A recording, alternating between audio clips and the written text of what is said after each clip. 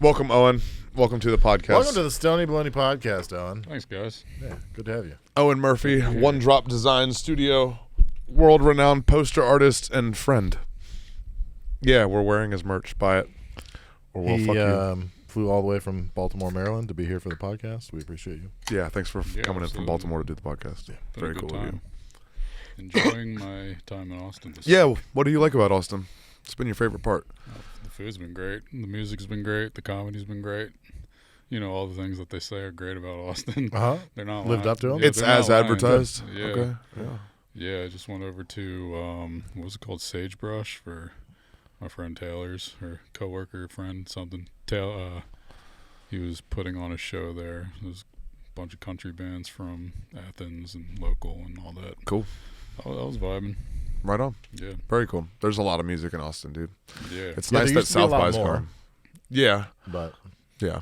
it used Well, it used to be a lot more an on 6th Street exclusively instead of... music town. Oh, yes, also that. Yes, yeah. Now 6th Street is just used to be the DJs, spot. and there's like 2 spots that have live music, 2 or 3.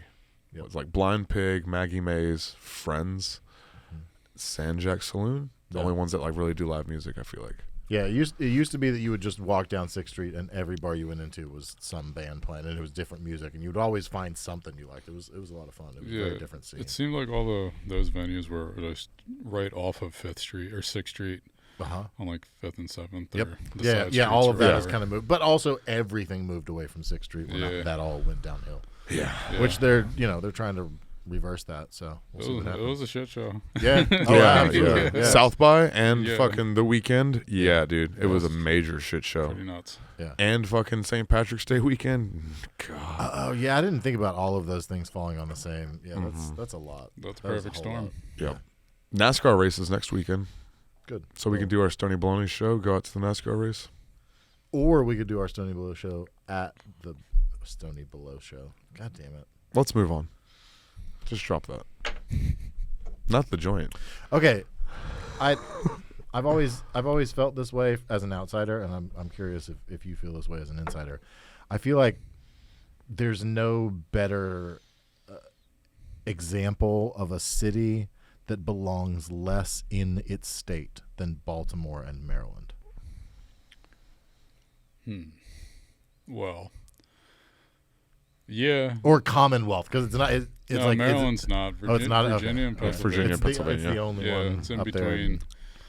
I mean, kind of. The Mid-Atlantic, you have, DC is not far off. It's just bigger, and Baltimore's that way, and then Philly's just a bigger version of Baltimore. Yeah. So it's like this 95 strip. Just of like straight it's down all, that road. Yeah, it's all the same thing. Yeah.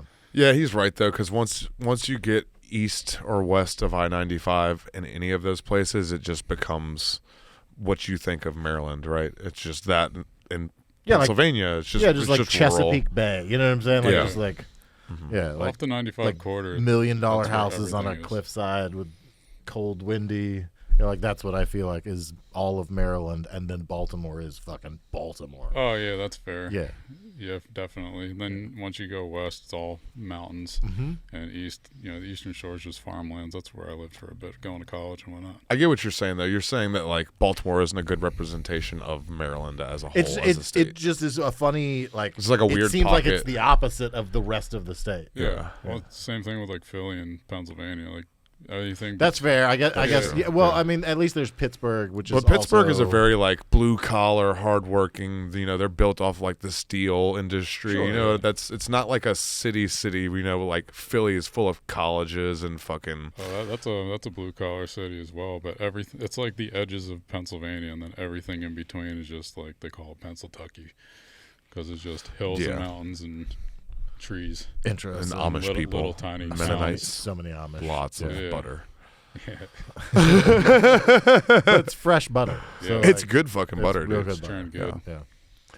Get some heirloom apples, maybe.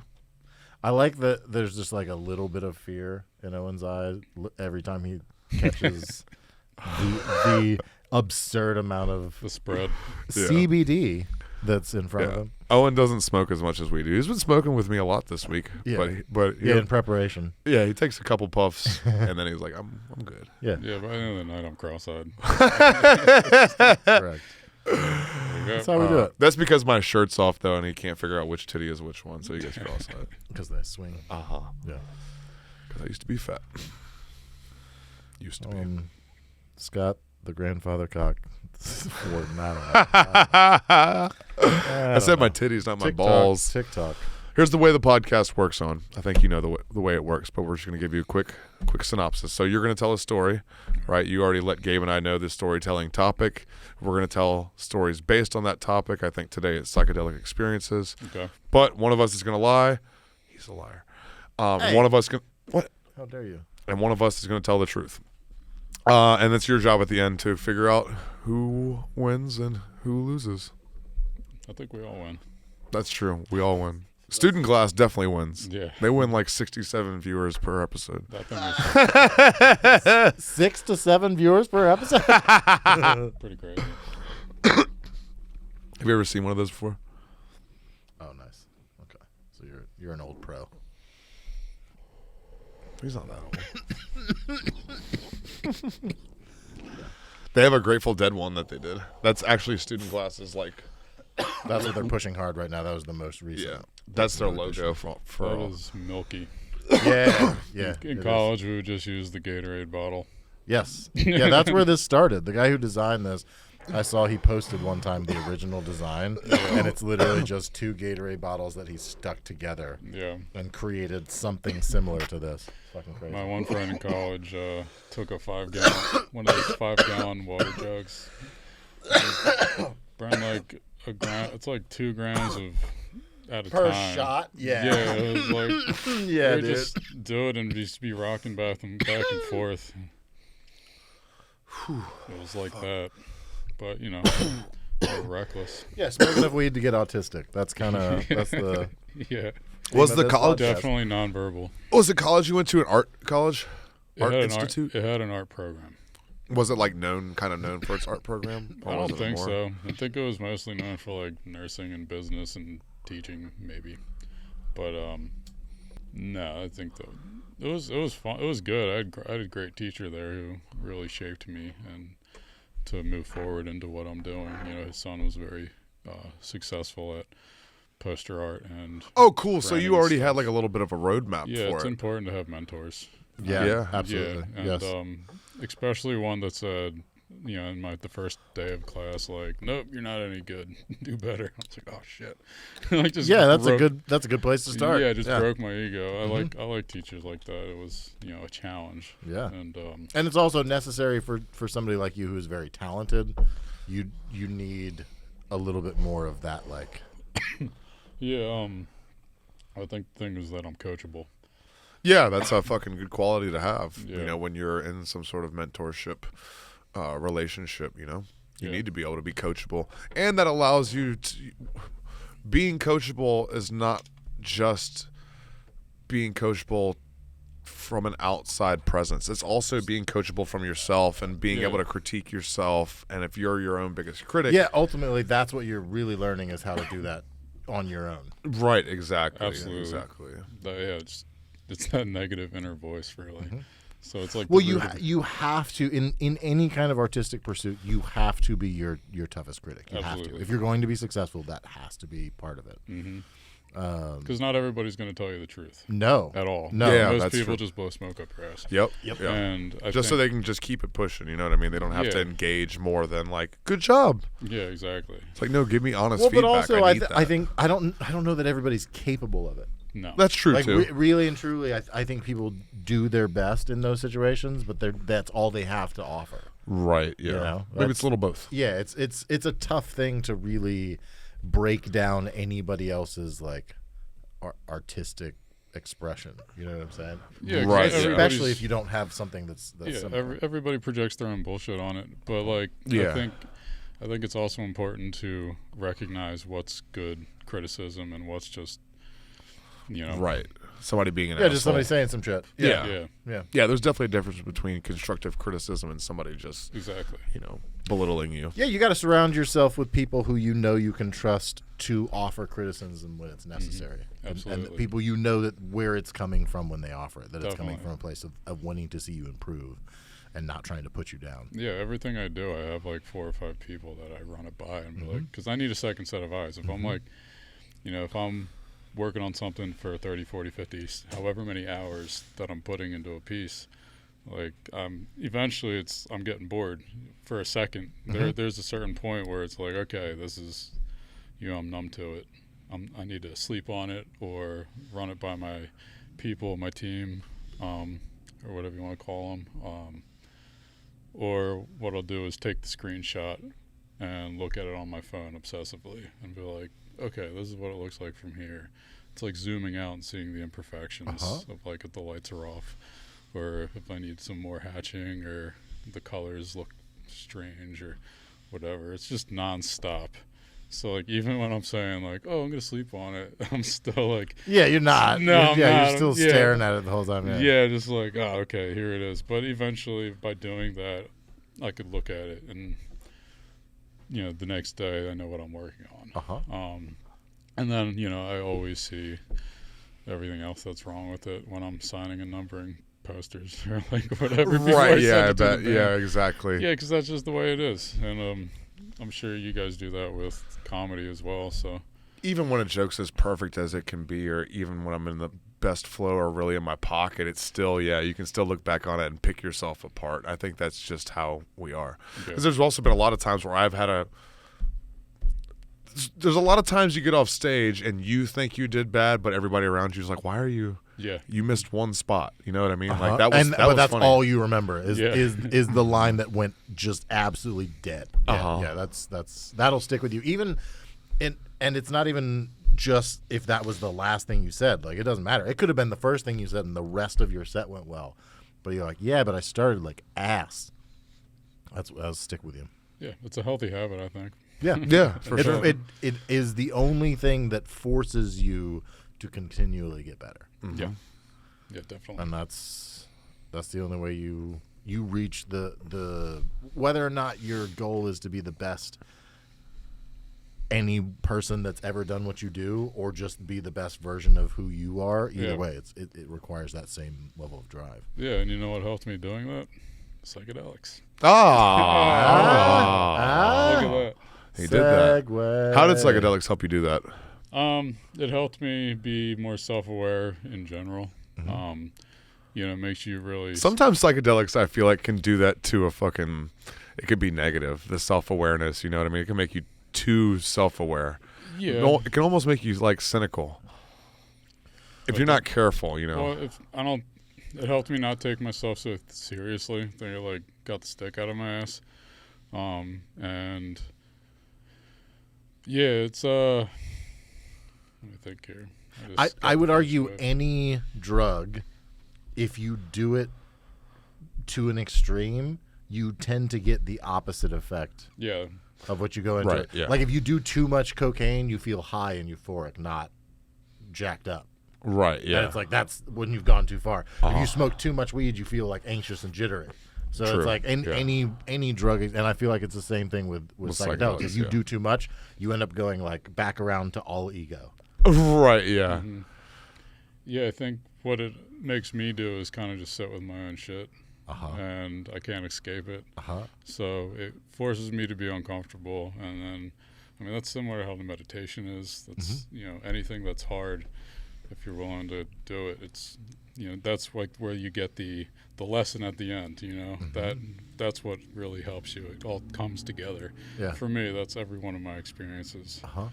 There's an odd heaviness that comes with it in the beginning. That's like part of like feeling that and really accepting the reality of whatever the shit is that you need to work through. That beginning part where it's just like it kind of drowns you almost, the reality of it. Like and going through that first part is what takes you to the nirvana on the other side where you get clarity about it. But like that first part is like fuck, like just the weight of it as it sets in. You got to soak in the muck of it a little bit before you can come which out is where and breathe. most people get uncomfortable and run. Right, yeah. That's how like ego deaths and stuff happen. Yeah, because people don't want to accept it or come to terms with it. Or absolute freakouts. Yeah, right, exactly. Yeah, that's when somebody leaves your fucking Christmas party and goes running around the neighborhood, tries to walk in all your neighbors' houses, and the cops bring him back. It wasn't me, but it could have been. On another night, it might have been. Yeah.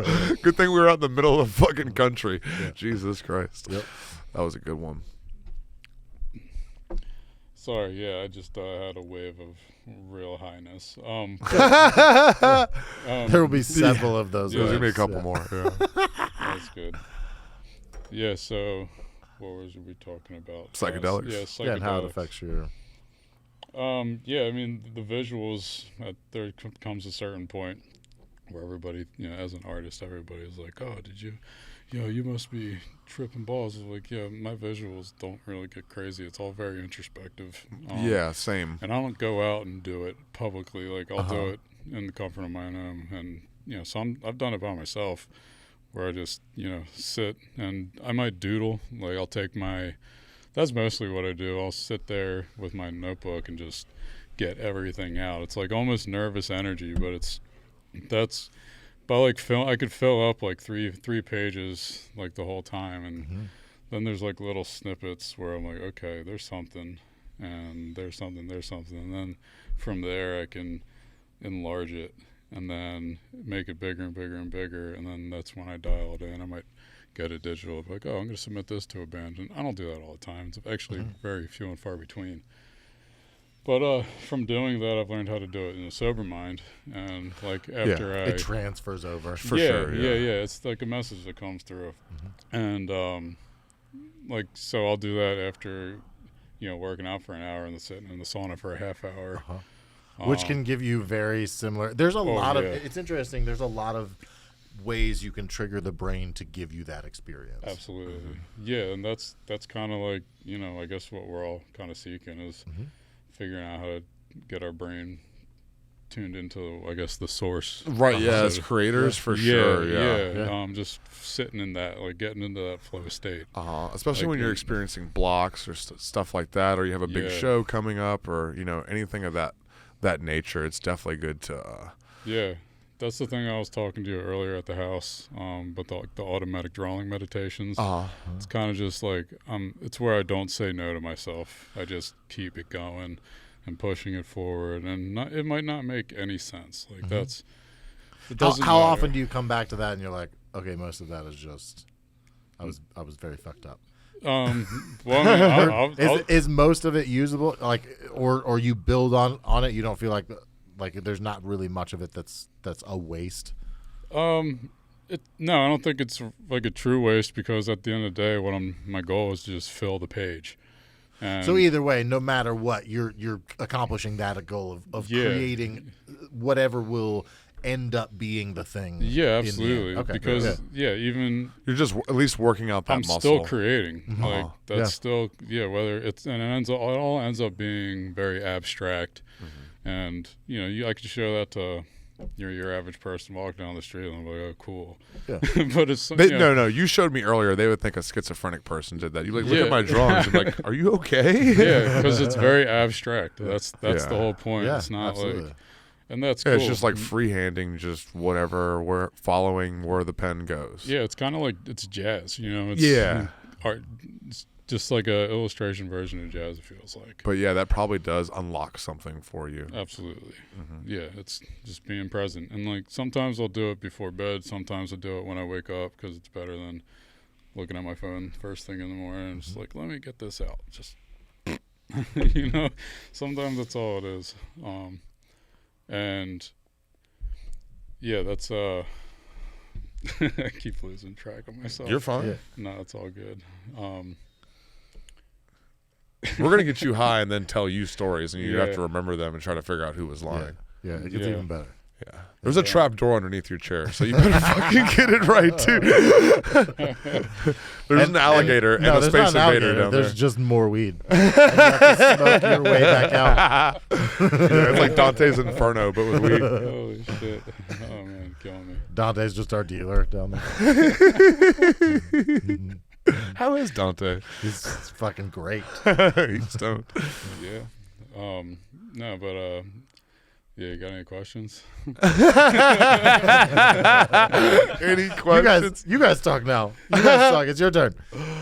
Okay, so at what point in your creating journey did you start to infuse the psychedelics? Was it towards the beginning, or had you been doing it a while when you were like, let me try to see what this adds to it? Well, like at first when I started smoking weed, it was really psychedelic for me. And I guess, in the early stages of all that, it was definitely more of an escape instead of a tool. Got it. And then eventually I dropped acid at the end of college, and that was like a real, as if anybody who has done it knows, like, there's no turning back. No. Like after Yeah, that, you're past like, the point of no return after that. Yeah, it unlocks something. Yeah, that happened, and now I left that house and flew out the window. Yeah. And then some people actually do that, or they say that. But like a 12th story window. Yeah. Yeah. They had something wrong with them in the first place. Right. So, yeah. No, but like one window closes or one window opens and the other one closes, or whatever that thing is. I saw. The old saying, one window opens, I fly out of it. The fucking the saying. And then something closes probably. Yeah. That old chestnut. My third eye closes, and then But no, my sphincter opens. So I guess I just was seeking out the things that were inspiring me eventually, which I was like, okay, you know what, I'm an artist. This is another thing that it really told me. It's like, hey, you're an artist. You're going to have to actually do this for a living. So you should really probably take this seriously because, and this is me talking to myself like, yeah, you should, or my inner voice or whatever, like, take it seriously. You clearly enjoy it. And, I always loved it. My dad's an artist. I grew up with all that.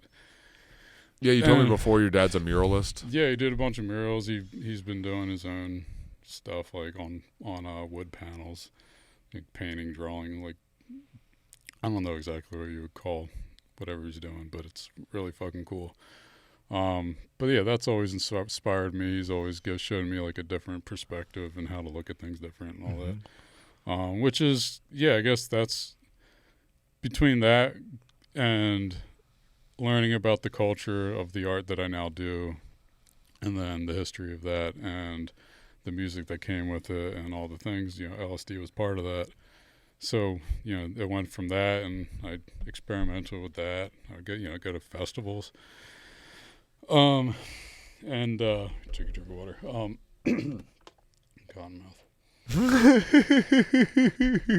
I hope he doesn't have to host an open mic or anything later. No, we had a guest leave in the middle of the podcast one time. He's like, I gotta go. no, I'm not gonna 30 minutes in. I'm leaving. Out. No, but I'll go to the music festivals, and really, I guess I immerse myself in the culture and all that of like the jam band scene and the Grateful Dead, everything the Grateful Dead started, who I now work with, which is I still can't. Isn't that crazy? I can't. I always like remind like it's nuts. It really is nuts. It has to be very surreal. Yeah. A lot of the bands that you work with, it has to be surreal. Or even like the Billy Strings poster you told me about that, you didn't think anything about when you first drew it. It was like his first show poster, you know what I mean? It was like, here's a Billy Strings poster, and now it's like the most coveted poster by Billy Strings collectors. Yeah, that's wild too, seeing him from where he was and then growing and pushing and working really hard to get. So you started working with him in the beginning? Yeah, like 2016. Okay. Oh shit! Okay. Yeah, he was opening for a band, Cabinet, that I did a print for. Cabinet. Yeah, they're an awesome band from Pennsylvania. One of my favorite bands, actually. It's all Amish guys, and they're called Cabinet because they're woodworkers. There's nobody's playing an instrument. It's just the sounds of them building cabinets, and that's my favorite band. All percussion. But they're great. And Billy was opening, and they have the same manager, or at the time they did, and Jebediah. Yeah. Cousin Jebediah. Cousin Jebediah. And, No electric guitars were allowed on tour, by the way. Not one. No. All acoustic sets Cabinet does. He was the one that was allowed to drive. Yeah. They used to be called Jebediah Priest. Yeah.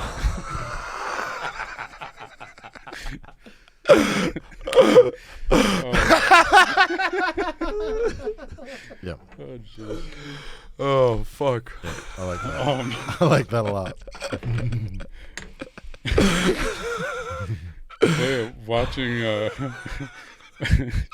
watching Billy's rise has been pretty wild. Yeah, I bet. And getting just Very to inspiring. ride it a little bit, too. Just like, oh, cool. I didn't even. Yeah, it's cool to be part of it. Yeah. And you're not some guy who's like a fucking tryhard. You don't come off as somebody who's like, I do this cool thing, like Yeah. you and I talk about it a lot because I'm excited about it and you like showing me, Yeah. but cool. It's cool how humble you are and you get to ride that wave and you're so fucking, you have such humility, and that's why part of the reason why the universe gives you the things that it does because you put the work in and you have, you're humble about it. Like the law of attraction type stuff. Yeah. Yeah. You Well, I gotta be humble because I'm not like the best at what I do. There's like so many better artists, doing it. So I not gonna brag be like, about you "Oh, more yeah." than you brag about you. I'm like, man, my fucking friend. Oh, look at Yeah. this. Look at his posters. Isn't that cool? No, I'm like thankful that you do that, because you're hanging out with some cool people in Austin and stuff, and it's cool to have,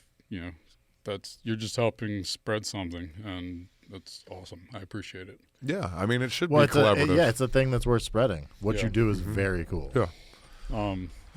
Yeah, I'm just trying to stay inspired, and this trip has been really inspiring. Seeing a bunch of the art that goes on. Are you down tripping here. right now?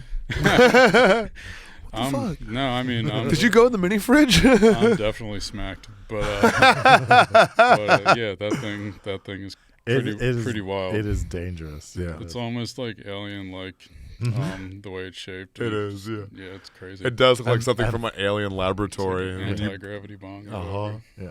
they pull you up on the ship and they're like, hit this. You're like, what the fuck? No, they don't say hit this. They stick it into your neck, and then you're like, No. That's the anal probe. have we been using it wrong? Yup. Damn it. Yup. Sorry, guys. Taking the smoke out of them. Student class is going to love the next Student reel we class. put out. That one. Unfollow.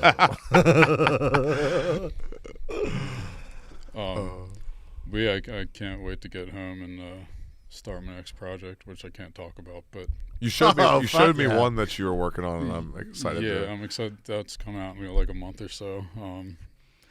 Yeah, there's a lot of stuff I'm excited about, and I've been painting and like just kind of exploring the creative process again. You see the way he kept putting his hat down after he's like, I have another project, but I can't tell you about it. No, I have tons of projects going on, and yeah, I'm like starting painting and exploring the creative process and just being enthusiastic about it. Is that standard with a bigger name that like while you're working on the project you got to be hush hush about it? Yeah, definitely. Yeah. Some of them are like, I'll sign a NDA. Oh, you Right. Things okay, like so that. that's part Yeah. of the beginning. Got it. Yeah, on some of them, definitely on the bigger X. Yeah. But Is that just- Oh, I guess because you've got information about like Yeah. tours. Okay, yeah, you've Yeah, got yeah, access yeah. to stuff that Uh-huh. people aren't supposed to have. It. Right. Got it, yeah, got it, got it. Yeah, but that even makes sense. like even with my smaller clients, mid tier or whatever, I don't. Excuse me. I don't share it. That's still like it's kind of one of those unspoken rules, even when it's not in writing. Like you wait till the day of, and that gets everybody excited. Yeah, I didn't think about the fact that literally built into what you do is a bunch of information that has to wait until the day it comes out. Like, Yeah, it's- definitely. Yeah, of course. And Yeah, tour posters. Yeah, you like, said, yeah, dates yeah. and cities Yeah. or potentially, the name of the tour, but also the artwork that they're using. Yeah, Well, like all and of that dates. stuff you want to wait Right. until. or his art could have like subliminal hints to songs on the track list and stuff like that too, so or special guests that do you they might work? be Do having. you work stuff like that in? Like, is that part of it? Like, do you work the theme of the music that you're working on into the art? Is that typically definitely? Yeah. Is that subconscious? Like it's just part of the artistic process, or is that something you do pointedly? Like you purposefully do that? It's a little bit of both. Okay. It just do depends you listen to the like definitely while you're creating? Yeah. Oh, that's so cool. That's excellent. I definitely have like. There's like some mainstays where I'm always listening to that, and then Right. like That's your jams. Those are kind of inspire you and motivate you. Exactly, and then that might be like on a day where I'm I just have a lot of texturing to do or something like that, where where it's mindless. When I'm coming up with concepts, I'll like if I'm doing like a Dave Matthews poster or a Dead poster or Billy Strings or whoever, like someone who I definitely like. Keep dropping those names. Yeah.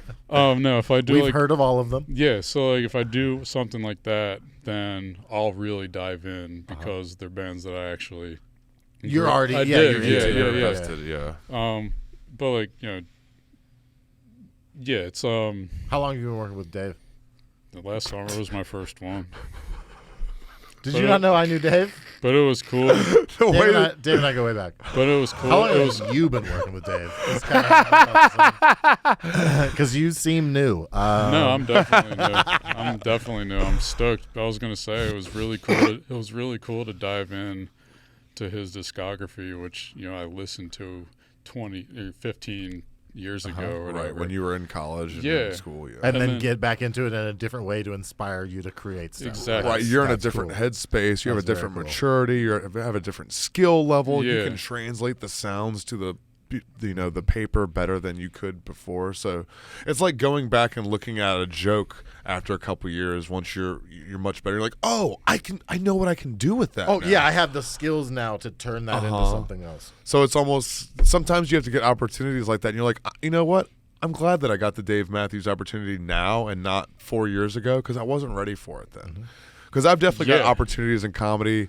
Totally. Like the first time I got Secret Show, I was like, I'm glad that this is when I got it and not the first time I did Kill Tony. Yeah. Right? Yeah, I think, the universe kind of works that way. And, it gives you what you need when you're ready. Yeah.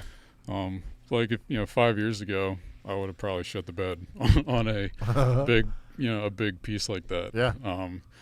But now you feel like you're fine-tuned. You know your rhythm. You have a workfall. Like, you know your style, right? So yeah, my process is pretty, like... Right, you have a little bit of a process, so you know, like, when you get a band in a city and a date and stuff, you're looking, like, you already have an idea of, like, these are the things I'm going to kind of research for influence, right? They're playing in Chicago. I want to, you start looking at things that are iconic to that area, or, iconography from the band or from lyrics and stuff like that. Yeah, absolutely. Also, I'm sure it's easier to build some kind of rapport and relationship with them when, to your point, what they do already inspires you. So it's something. It's not just like, hey, I've got this thing I'm trying to sell. It's like, hey, what you do inspires what I do. Yeah. Let a me collaboration. be a part of what you do. Yeah, it's definitely a symbiotic relationship. Yeah. Which is, like, that's a pretty wild thing. What I guess like synesthesia almost, because it's like when you listen, like when I hear a song, it like just wheels are turning, like as soon as you hear a song, that just starts happening. It starts going. It's Has it always been like that, or did that develop more as you are doing what you're doing? Like you fine-tuned your brain in that way, kind of like you're because that's what you're trying to do is hear the music and see it. So it's like a muscle that you've been working out for years. Yeah, probably that. I think it's just maybe it's always kind of been there, but now I have more of an awareness to it. Okay. I'm just more, and that comes with, like being a muscle, working it out and training that, getting it all out and kind of playing, and that's the doodling part, and just getting out the nonsense onto just to get it out. Yeah.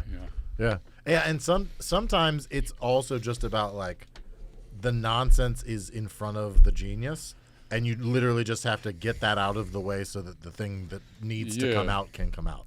Yeah, absolutely. It's Like sometimes you got to fart a little to get to the shit. You know You got to let a little steam off. yeah, getting out doing that work. Yeah.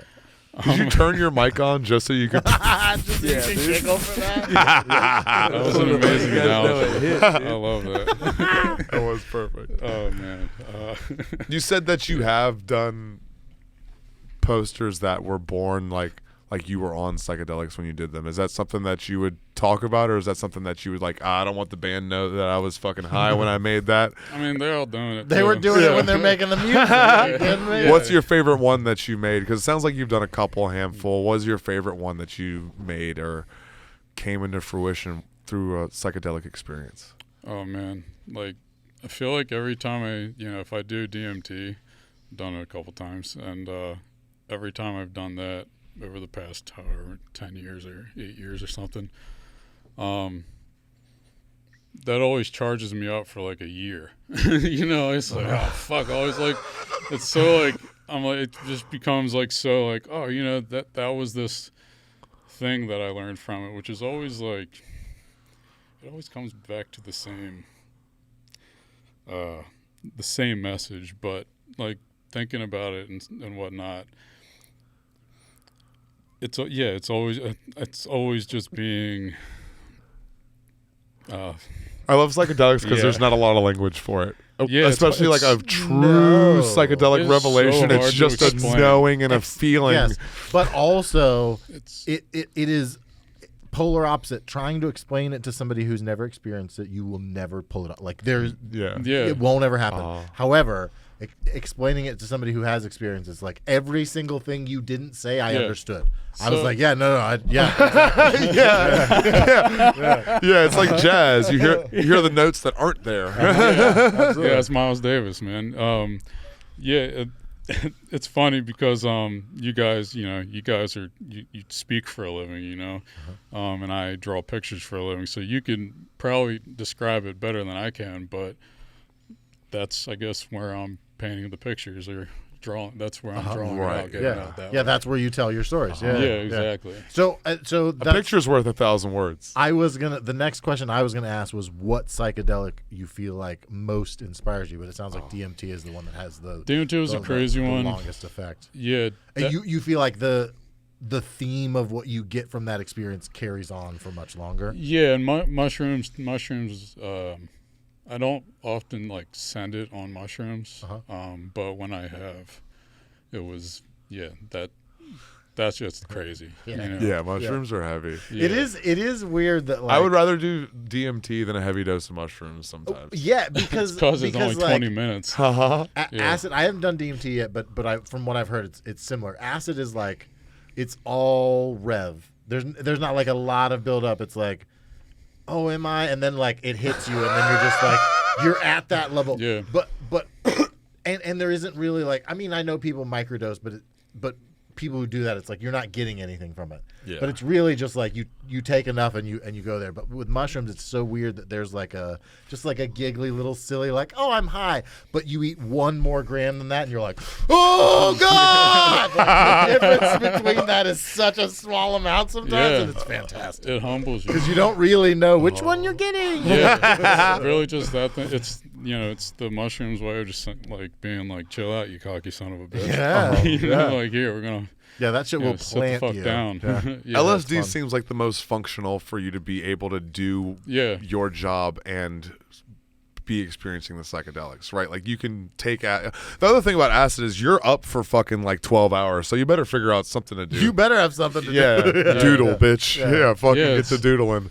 Yeah, but like DMT, when you're fucking blast off on DMT, you can barely hold on to your fucking chair. You just got to remember to breathe, But I'm sure you can. Once you come back down to earth, do you pick up a pen sometimes or pick up the stylus and just start fucking putting down what you saw? Yeah. Basically, which is it's a lot of scribble as well. I mean, that's first getting the nonsense out before I can. They're like, all right, what now? Okay, let's go. But that's really only been a few times, and like I said, like the few times I have done it, it charged the battery for a while. Where like, I could. I'd have to really think about which one specifically, what stuff, like specifically what pieces I did really.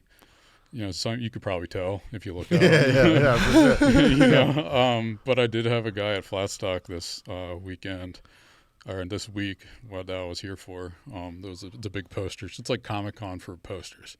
Okay. He came up to my booth and was like, do you do this? He was like, you smoke DMT? I was like, I have. And because, I'm just going to admit it, because if he's bringing that up, I'm like, yeah, totally. Yeah. And then he like looked at something. Did he come there from the CIA booth? Because maybe you shouldn't have told him. Yeah. Maybe you shouldn't have said it. Did he have a Frisbee that he... Yeah. Don't keep it by your bed. Do not keep the Frisbee by your bed. When she said that, when the lady oh my said God, I was like, oh, you're funny. Because what'd you walk up and say? I said, so we walked up to the CIA booth. And they've just got a bunch of shit. They've had like koozies and Frisbees and shit. Yeah. And I was like, so what South American country's government do we have to destabilize to get a Frisbee around here? Oh, shit. And then she laughed. Yeah, like a genuine back. And we were like, oh, shit. The CIA got funny. Yeah, that's dangerous. That's actually awful. And I she was like, that, actually, we already have that under control, but they're free. Yeah. Oh, man. And then, when we left, she was like, keep that by your bed at night. We're like, wait, so what? We can hear. And we were like, no, that's not funny when you do it. Oh, man. Oh, and that's why people go schizophrenic, is because of encounters like that. Uh-huh. Oh, yeah, what do they call it? Like Chapel Perilous or something? It's like a Robert Anton Wilson thing. Mm-hmm. I think I've heard something like that. So what's the poster that your favorite one that you did on psychedelics? My favorite one,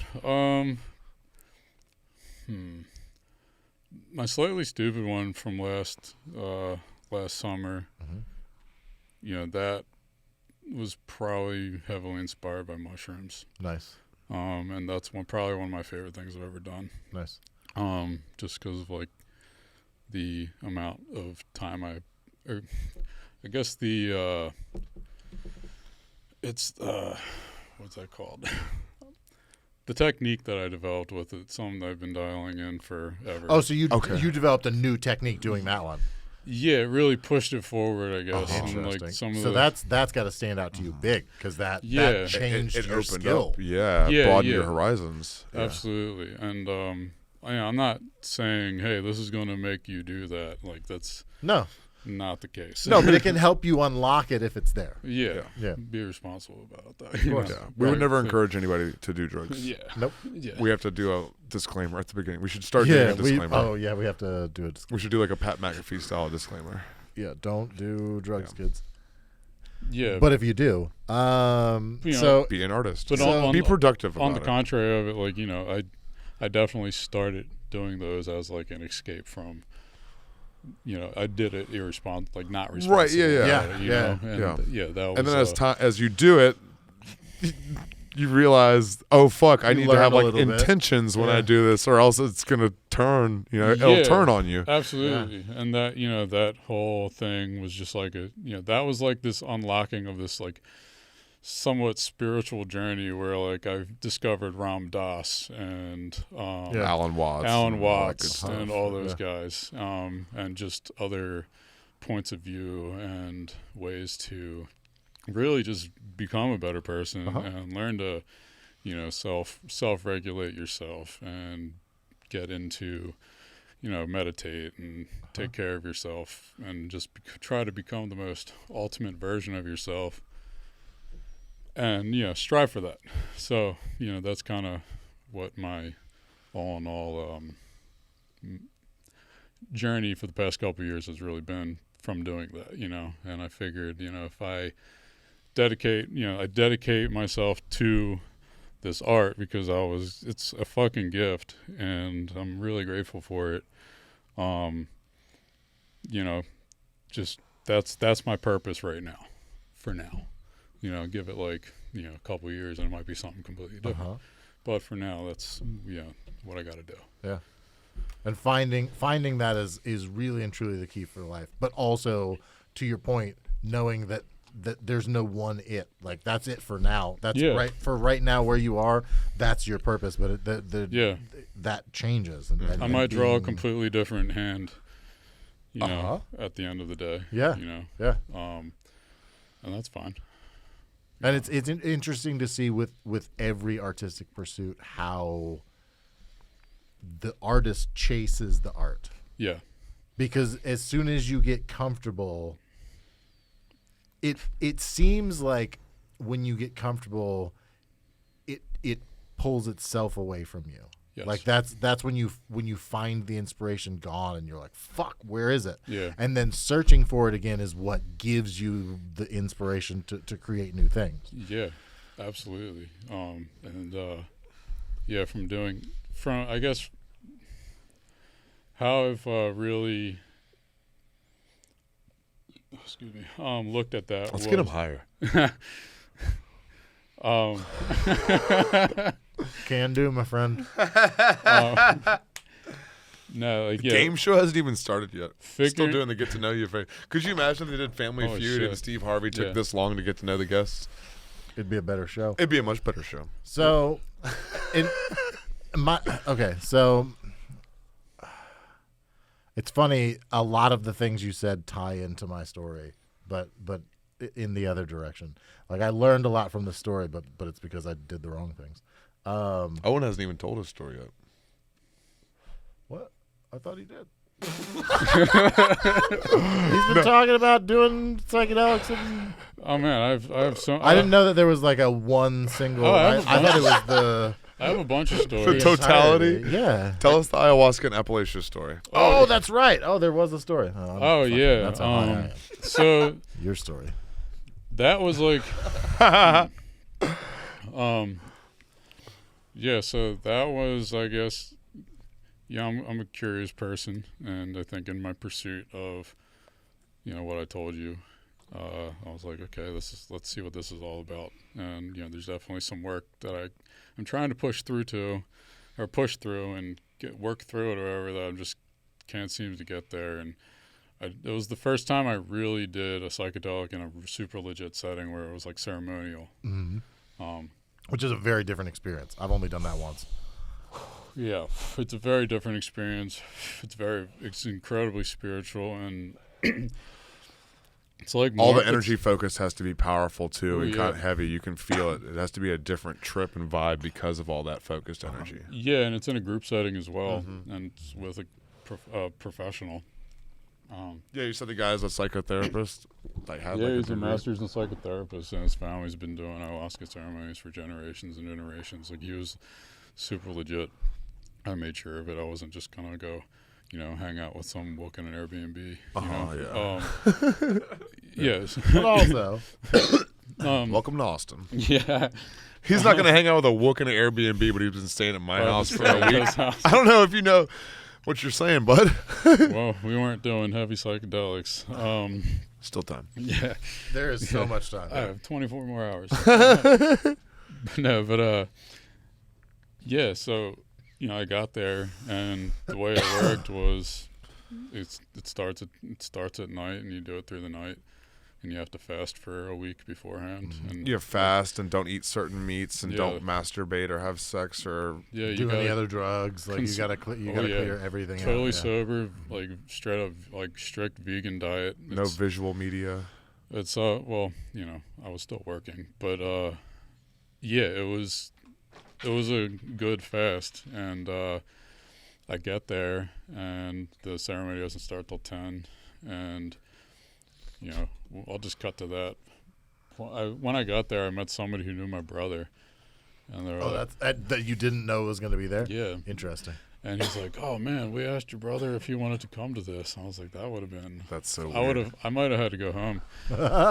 Are you on good terms with your I brother? love my brother. He's Okay. like one of my best people. But it would have just been one of those things that's like, this is too much synchronicity, and I haven't even taken psychedelics yet. Yeah. Because when synchronicities start hitting heavy when you're on psychedelics, you're like, oh, cool, I expect that.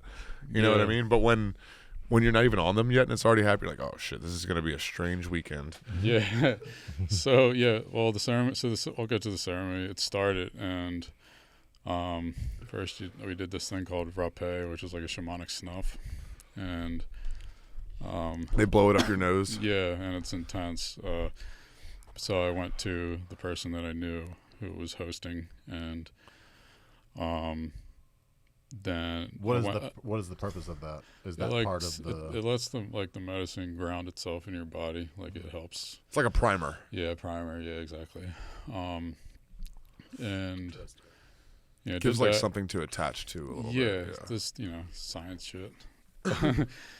But yeah, so then we drank, and I sat there quiet, and then we all closed our eyes and lay down, and an hour later we drank again, and the whole time I was like, I'm good.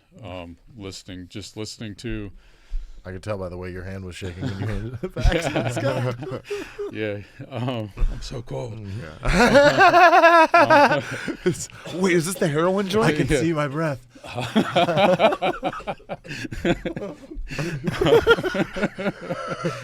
Oh man, Owen's a ghost, man.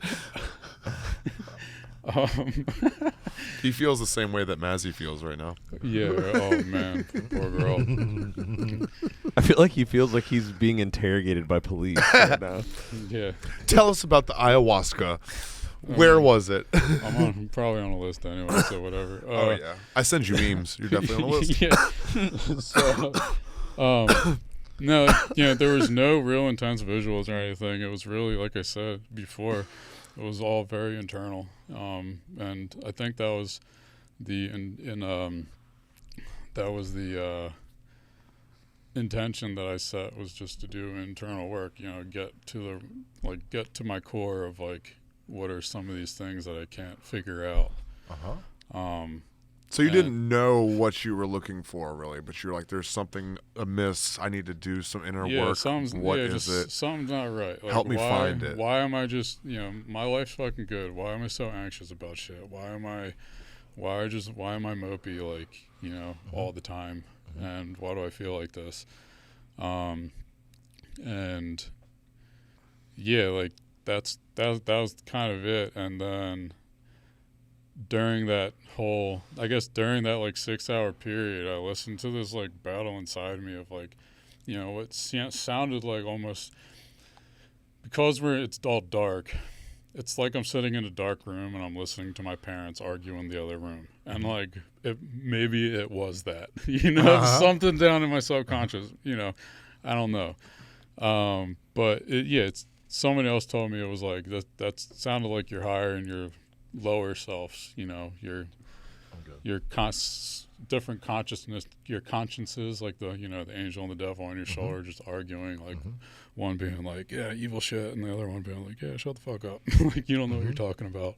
Like, just yeah, which is, it's interesting that like every religious structure has their own version of explanation of that reality, that inside every one of us is both sides of that. Yeah, the good and the evil, however you want to define it, the higher and the lower vibrations, whatever the fuck you want to define. Two wolves, and both of them are screaming. Yeah, you have two wolves inside you. They're gay. You're gay.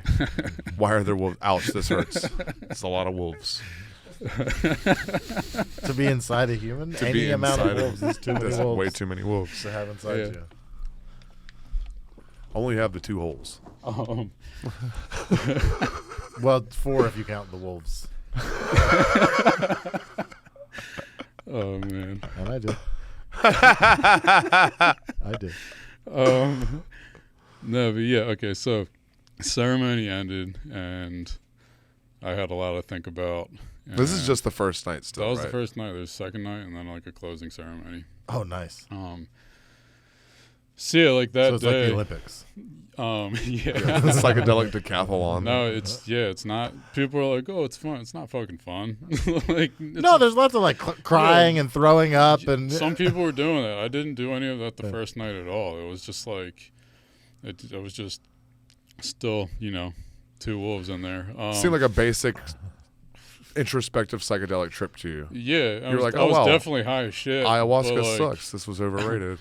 I think that could have been like part of my internal thing was like having expectations, which I learned is like stop having expectations about things because, you know, there's no point of that. Right. It just lets you down or whatever. You know, there's another rabbit It hole either can lets get you on down there. or it makes you like act out towards getting your desired expectation. Yeah, Right. Well, just go with the flow. Also, expectations can alter your reality, even if it's just your perception of it. Yeah. So anything that you come into expectation-wise dilutes the what is possible in the experience. Yeah, because you're not living present. You know, if Yeah. you're just living present and just accepting something for what it is, and not looking at it like with some sort of like logic or whatever, then you'd be living present.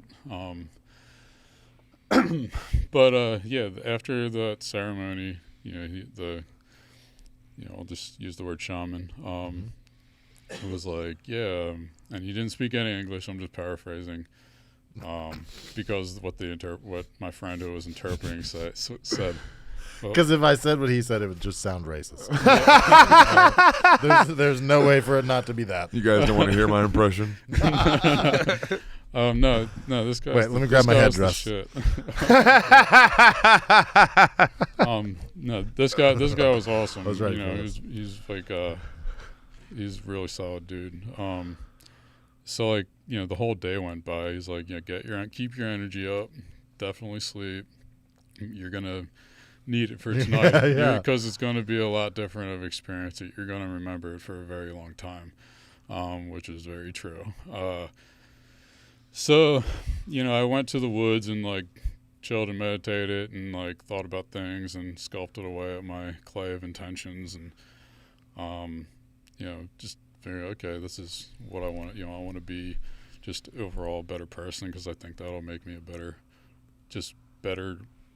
at what I do. You know, but it'll allow me to create better if I take care of myself and be happy and healthy and, you know, just be in good relationships with the people around me and all that. You're a vessel. If you want to keep it fucking exactly. shiny and keep it, you know, clean so it can be passed through. Absolutely. And then, you know, I eventually ended up falling asleep, and I woke up like I was sawing wood, like right before we were about to start the second night. And the second night we did the rapé again, but this time I went to the shaman. He blew it up my nose, and I was just like high energy vibration. My entire body was just like fucking, no, not even convulsing. It was like this internal, like, you know, in the arcade, the like Uncle Fester's electric chair or whatever, like that felt like it was coursing through my body, Like from the center of you out. Yeah, like I was just like You're beaming, buzzing, you know. And He gave you a bigger dose than he did the first night. I guess, but like I was struggling. Oh yeah, he Get your knows. rest. He knows why. He knows why it's going to be a different experience. Yeah. He gave you a taste the first night because you need that. You can't go full on. Yeah. Especially if it's your first time. That's And he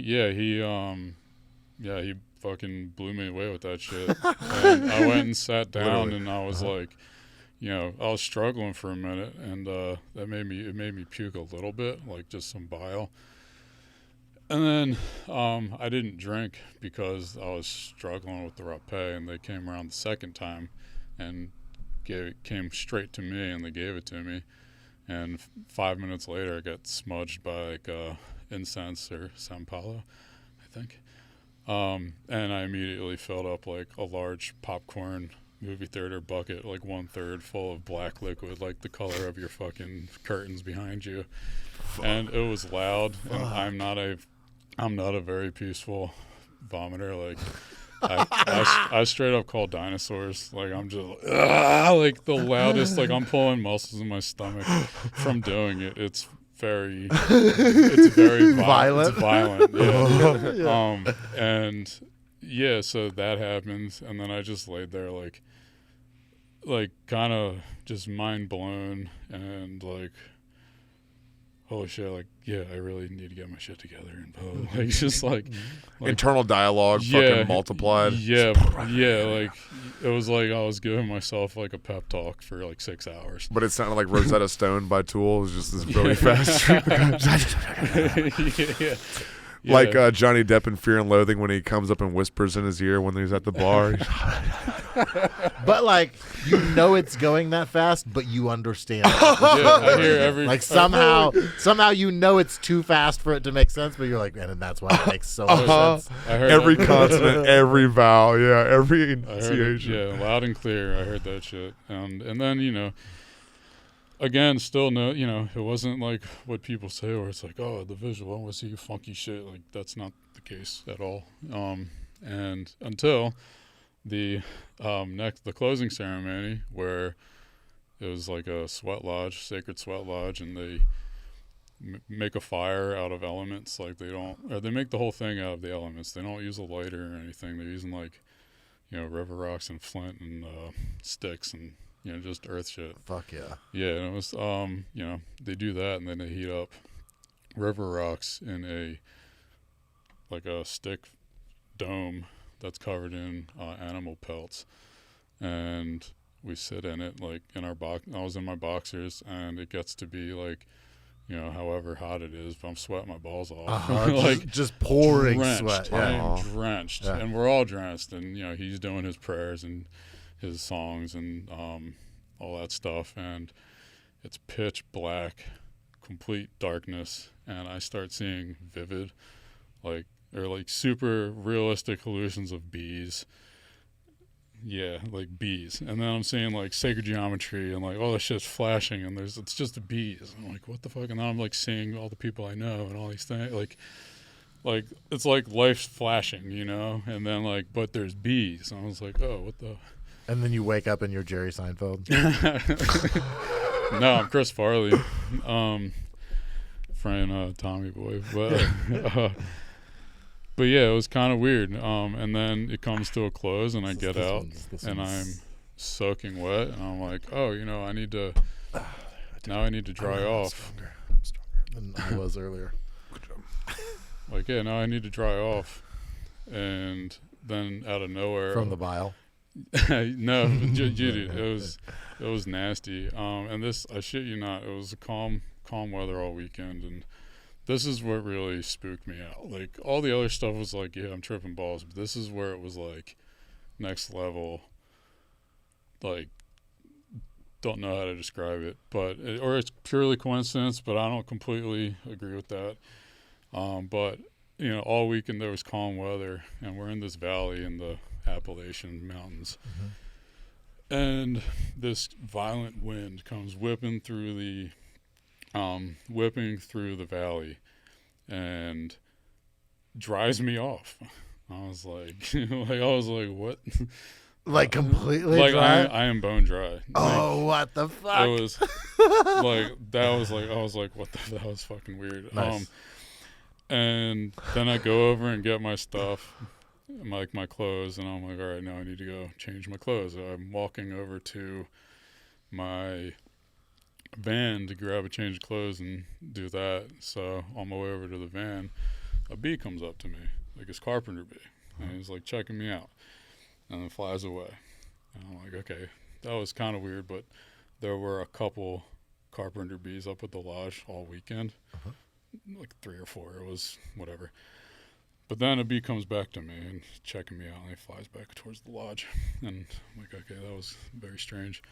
But everything was strange at the moment, So I get changed, and I'm walking over to the lodge, and I turn the corner, and there are hundreds of carpenter bees swarming all around me, like in spirals, and they're tagging me and tagging each other and playing, and it's like a fucking vortex of carpenter bees, and then they all just fly away.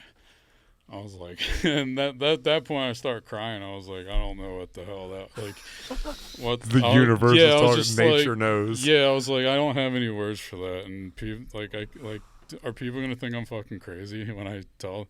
And as soon as I walk in the door, one of my brother's friends, there was 3 of my brother's friends, and one of my brother's friends was sitting there, and she's like, what was that? I'm like, I don't know how to describe that, but so she saw it too. Yeah, you're like, good. Good that happened. Yeah, No shit, dude. Yeah, basically, yeah. I was like, Because I was about to not say anything to anyone ever.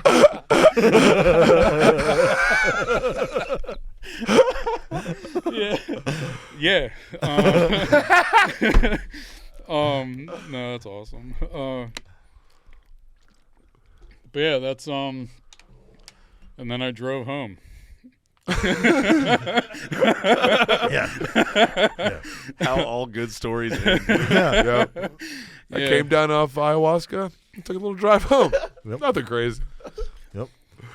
Yeah, because I was like, yeah. In hindsight, I probably should have taken a nap, but I was good. It wasn't like I knew. Like, I mean, you came that close to getting Macaulay Culkin. You know what I'm saying? That's but the good thing, if they were regular bees, damn, that's one of those references that Solid always reference. stinks. That reference always stinks.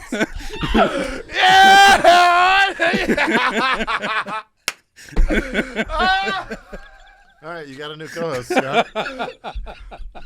See you in Baltimore, Gabe.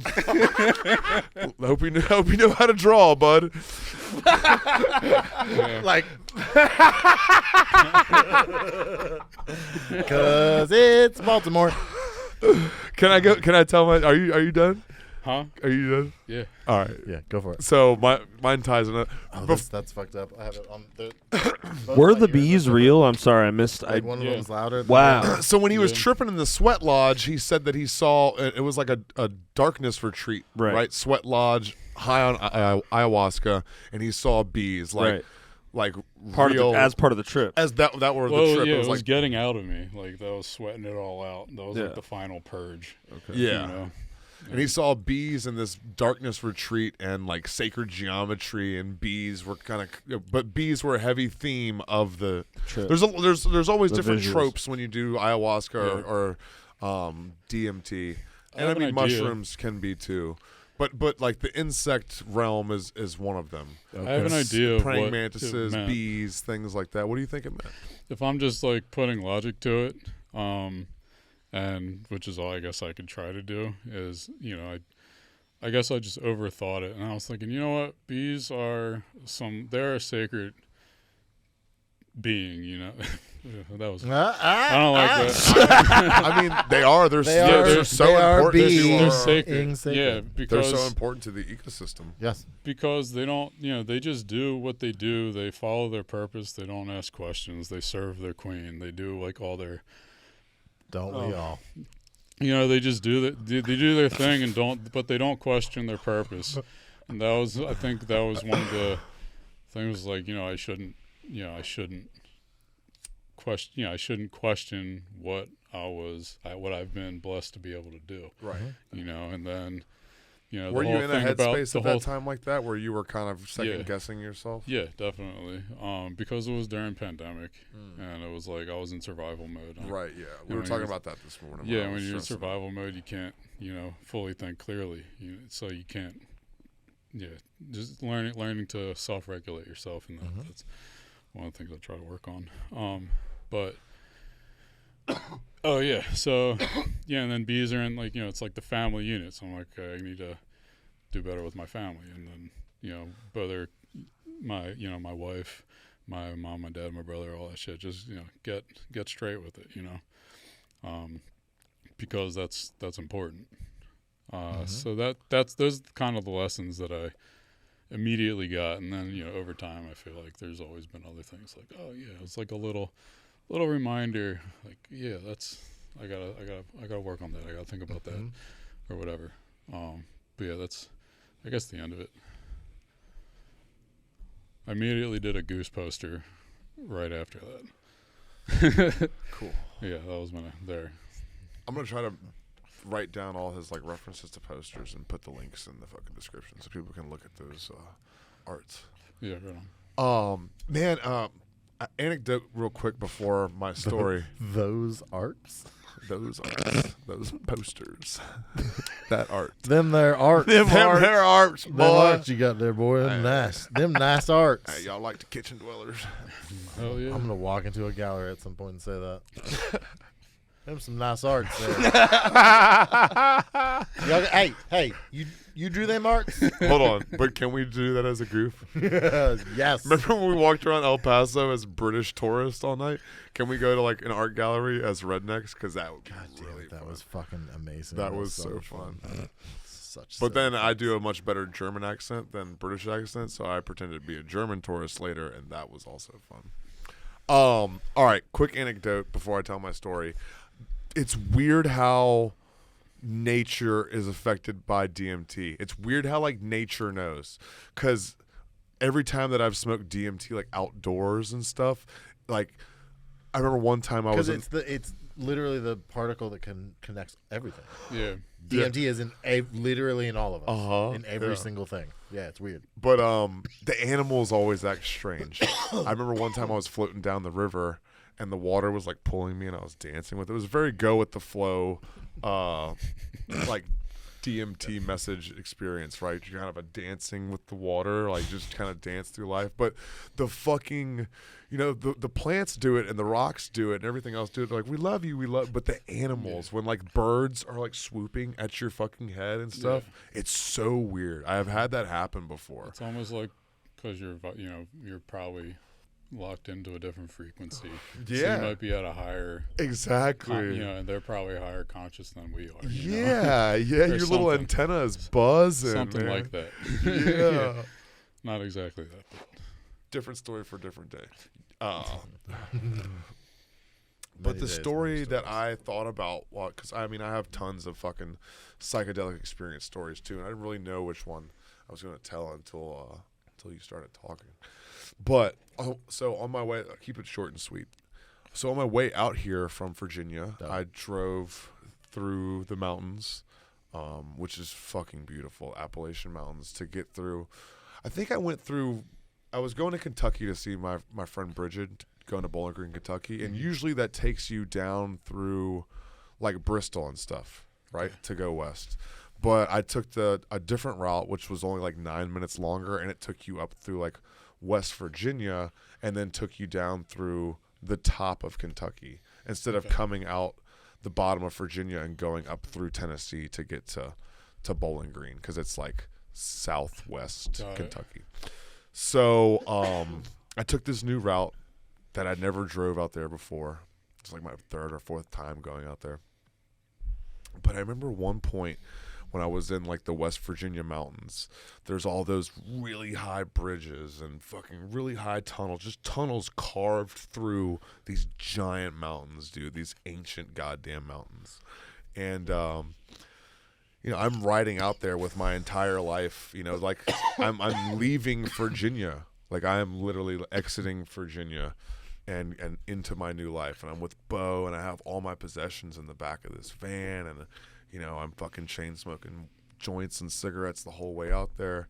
And I get to the top of the mountain driving, and I decide, like, I want to hit my DMT pen a couple times. I know that I can hit it. I know the amount that I can hit it without it being dangerous, right? That I can still see the road, that it's not like fucking Seussville, you know what I mean? That I'm not driving through the clown realm and running elves over, And that's a good, like, 2.5, 3 hits, right? So I did that as I'm coming out the tunnel, cresting this fucking mountain.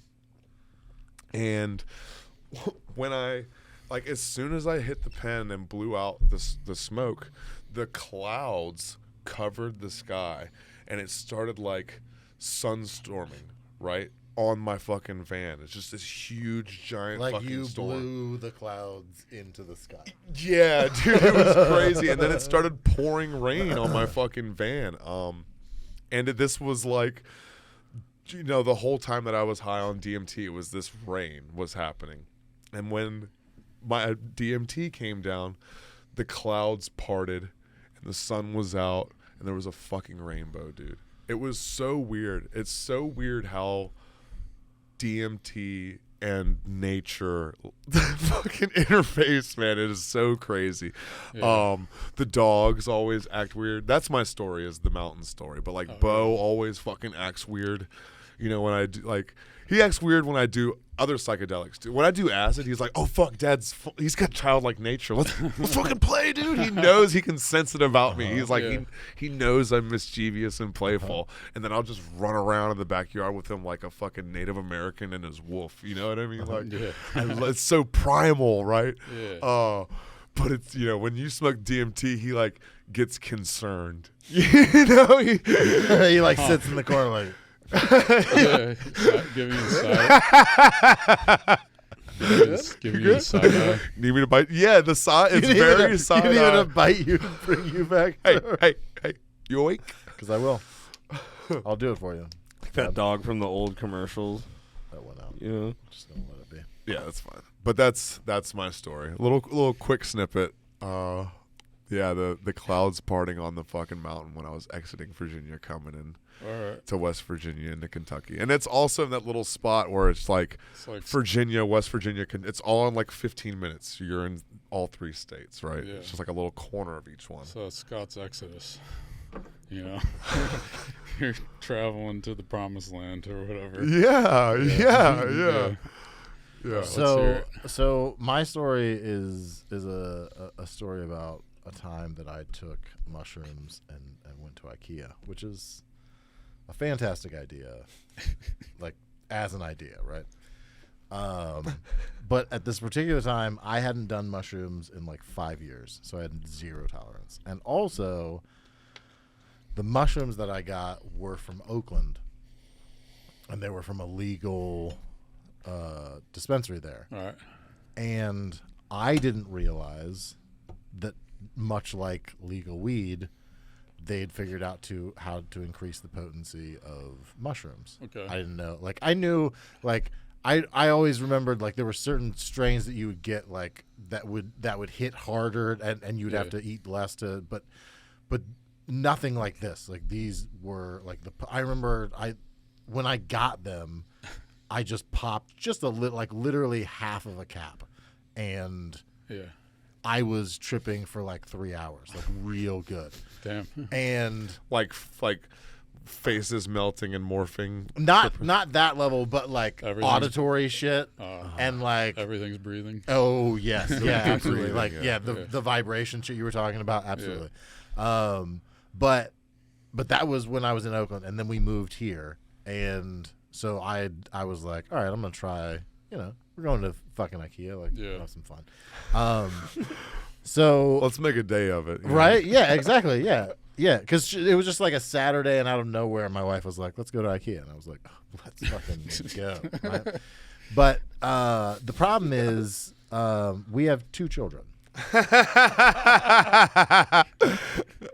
And this time, one of them's an infant, right? You're in California. No. This is when we were here. She was like a year and a half. Okay, but a baby. They're the mushrooms that you brought from there. Okay, correct. Yes. So I had my entire life, really, until I had kids, I lived that level of spontaneity. Like, I would just do whatever. You know what I'm saying? And it was kind of a trademark that it was like anybody who hung out with me knew that, like, you never knew what the fuck is going to happen. Ready to go. Yeah, and I might pull some shit out, or you might pull some shit out as a joke, and then I'm like, no, we're fucking doing it. And like, at the Braves game. Like, you know what I'm saying? Like, just for no fucking reason, right? Yeah. So, we just did shit like that all the time. So I was like, this will be fun. And I did it, and then I told my wife immediately, because also, like, I don't, like, I just tell her whatever. Yeah. Like, that's always been our relationship. Yeah. And she looked at me like... Healthy relationship? Immediately, she looked at me like, why? What is wrong with Like, she wasn't upset at me yet. She was just like... What? Yeah. Like, we have things to do. And children. Yeah. And now I have to drive and take care of 3 children. And so we get in the car, and the drive, because we live way the fuck up north, the drive is almost an hour to get to IKEA. Yeah. So and I took them like 30 minutes before we left. So they were really kicking in as we left. Yeah. But by the time we get to, she's everybody, the kids are hungry, and like, you know, it's been a long drive. So so she's like, all right, let's stop and get some food. So we stopped somewhere to get some food, and she's like, what do you want? And I am tripping harder than I ever remember tripping on mushrooms. Like, I never had that level of experience. Like, I used to take 7 or 8 grams and like blast off, but like this was a different thing. Like I had no control over what was happening. It was violent. That is the only word to describe it. It was so aggressive. And so I'm just barely keeping it together. I've got like the AC pointed like at just the right point where it's hitting me, but it's not making me too cold. But also like I'm like I'm breathing and I'm like counting my breaths. You know what I'm saying? I'm like what am I? What's that? Like 60 beats for a minute? That's good. I think that's good. Is that? I'm not dead. All right. So and I'm just like barely hanging on, right? And then we get the food and then we pull into the parking spot. Like it was a fast food place, and we pull into this parking spot, right? And she's giving food to the kids, and I'm just sitting there, and I have no appetite, right? Obviously, like at that point, there's nothing you want less than food. Oh my god, right? I want to throw up. Yeah, if you do just a silly amount, like you take a gram or 2 of mushrooms and you're just giggling kind of high, like that's fun. Like it's kind of similar to being stoned. Like you can eat or drink something then, but like when you're full on. Yeah, your burrito's made of maggots. Yeah, exactly. I'm not interested, right? Also, were you at IKEA? No, we're still we didn't get to IKEA. Okay. Yeah. IKEA is literally across the street. Like we can see the building of IKEA, right? And so we pull in and she's giving the food to the kids, you know what I'm saying, and getting them settled. And I have leaned the seat all the way back, right? And I'm just barely like, that's all that's keeping it together, right?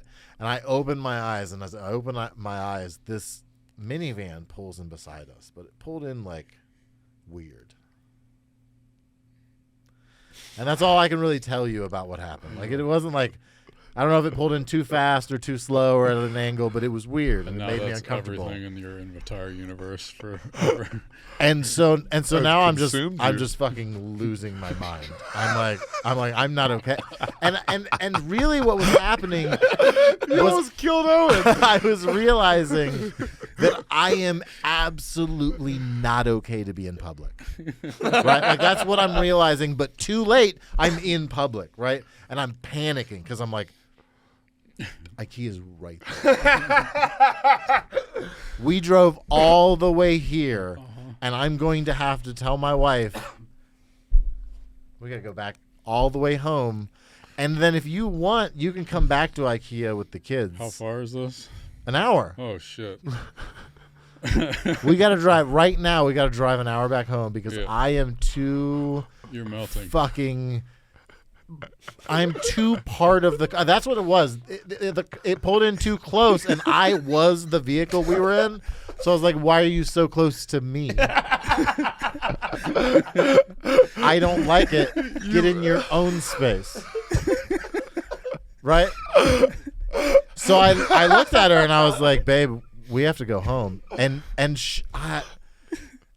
I've never seen like. I've never seen someone who loves me that much hate me with their eyes so intently. Like, she meant it. You know what I'm saying? And she was like, "What?" And I was like, "I'm sorry. This is hitting me in a weird way, and I'm not going to be able to be in public." And she was like, "Can you just stay in the car while we go in?" And I was like, "No, I can't stay in the car. If you leave, I will also leave, and I won't be here when you come back." And she was like, "What in the fuck is happening?" She was so mad. And so then we drove an hour back home in the loudest silence you've ever heard in your entire fucking life. The kids asked one question, and she snapped at them in a way that made them shut up for the rest of the drive. Not another word was spoken. And I'm like just trying to crawl into the air vent at this point because like I don't want to be a person anymore. I would like to be like maybe like an atom. You know what I'm saying? Like I'm there but you can't see me. You know what I'm saying? Like that's kind of that's the vibe I'm going for at this point. Right? So we drive an hour back. We get home, and then she's just like, "Go inside." I don't want to see your face anymore. And I was like, yeah, like I got it. Like I understand that. But like she was so upset with me. And also like she had only done mushrooms once and it was a fantastic experience. So she didn't really understand like what was happening. The level of pure anger that was coming out of her drastically affected my trip, and it started to take a wildly bad dark turn, right? And then she leaves. Also, we had just moved to the new house, which is why we were going to IKEA. And the moving company we chose, if I remember the name of them, I would shout them out to say "fuck you, pieces of shit, forever die." But they lost our shit for 3 weeks. We moved our shit out a week before we were supposed to get there. It was supposed to be waiting for us when we got there, and it was 3 weeks after we got there before it showed up. So we're sleeping on an air mattress. So I come home and I'm laying on an air mattress in the middle of an empty room, giant blank by myself. Oh, definitely. Thinking about all the life decisions that led you to that moment, right? And it's none of it's good, right? It's so heavy, right? Yeah. And I was like, she left, and she might not be coming back. You know what I'm saying? Like she just might have taken the children forever. You know, like, and so I was like, I need to just like relax, but like I need to like maybe fall asleep. Hopefully I can fall asleep. And so I was just on my phone and I was like, oh, just like relaxing rainforest sounds, you know what I'm saying? One of those things. And I put that on and I just set it beside my bed and I was just like, okay, all right, that's working, right? But what I didn't notice was that it was a 2-minute long track. And it didn't do like the normal way that works with multiple tracks is like it fades out and then the next one kind of fades in. But it didn't. It just did a hard silence. And then there was like 5 seconds of just complete silence. Right? So every 2 minutes, I thought I died for 5 seconds. And then it would come back on. And that lasted for about 3 hours of just literally every 2 minutes. I was like, because my brain couldn't comprehend that that's what was happening until much later. It was just like everything stopped. You're dead. And 5 seconds of that. And then the music would come back on. I'm like,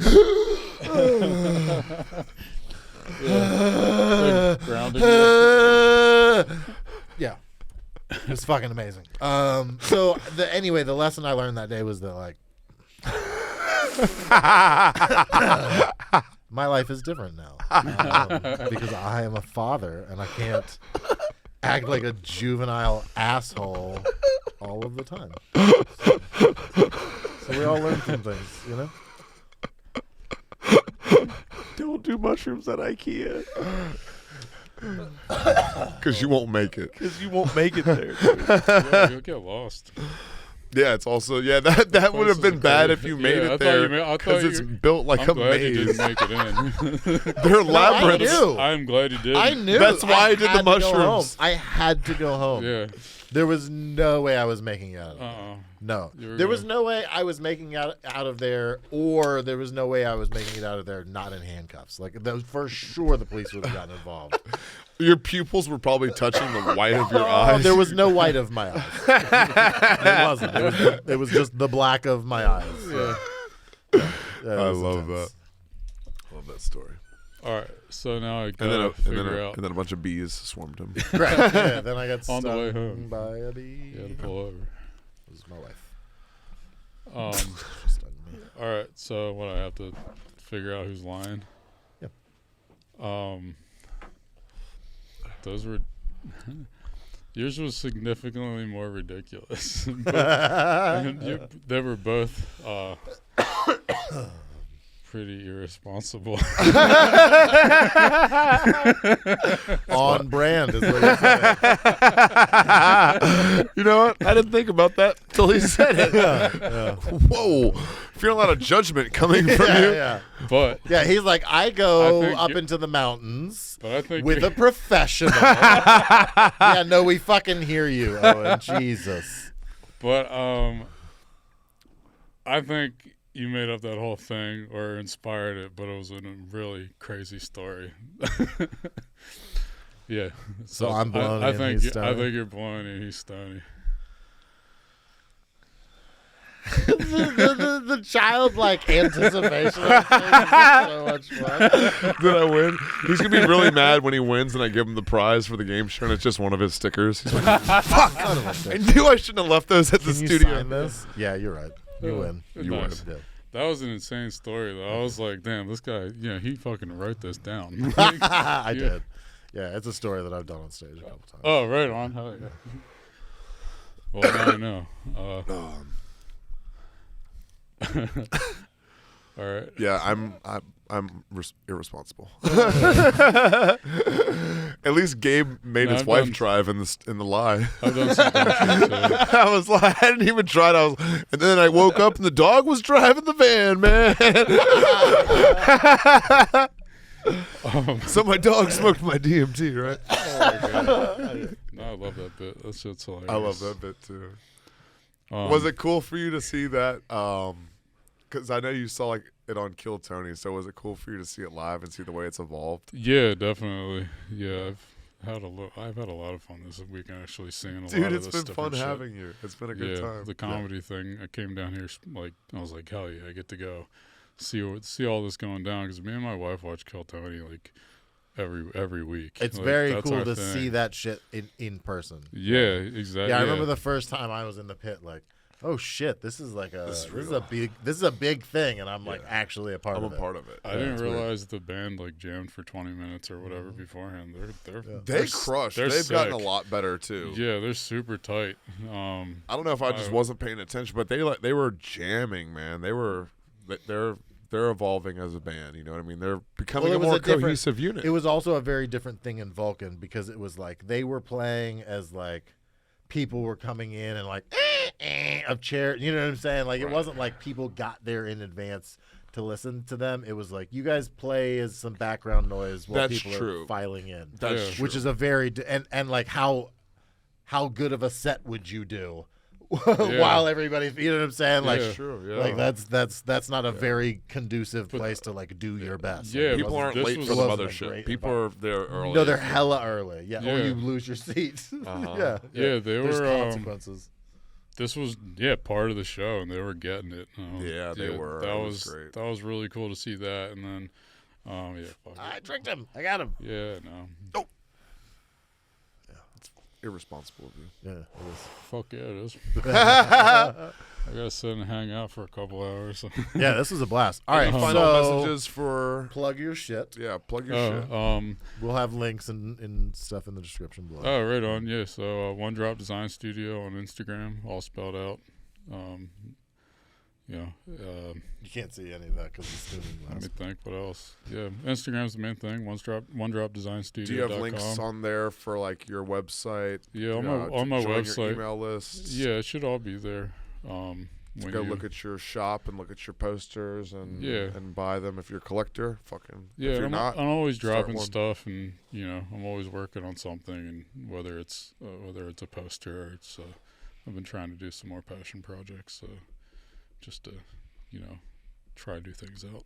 Yeah. Fuck yeah. Yeah. Stuff that you can work on that's just standalone. That Yeah. you don't need to know the band or the fucking Yeah, to exactly. appreciate the art. For And your sure. art's good. I mean, every poster that you make is pretty standalone. Every once in a while you do the ones where you incorporate the logos or the iconography of the band. The Bears, the Bertha, everything Yeah. that goes along with Grateful Dead. But for the most part, if you stripped the titles off of the posters, they're fucking cool ass posters by Thank you. themselves. I appreciate that. Yeah, always trying to do better though.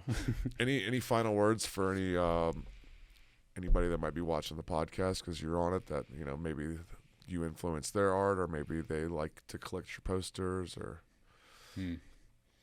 Yeah, thanks. Like very much, thank you. Because you don't have to like it, but you do, and I really appreciate it. Fuck yeah. fuck yeah. All right. This is fun. Yeah, thanks for for having doing me. Yeah, thank you. All right, Cool. Let's go home. keep getting high.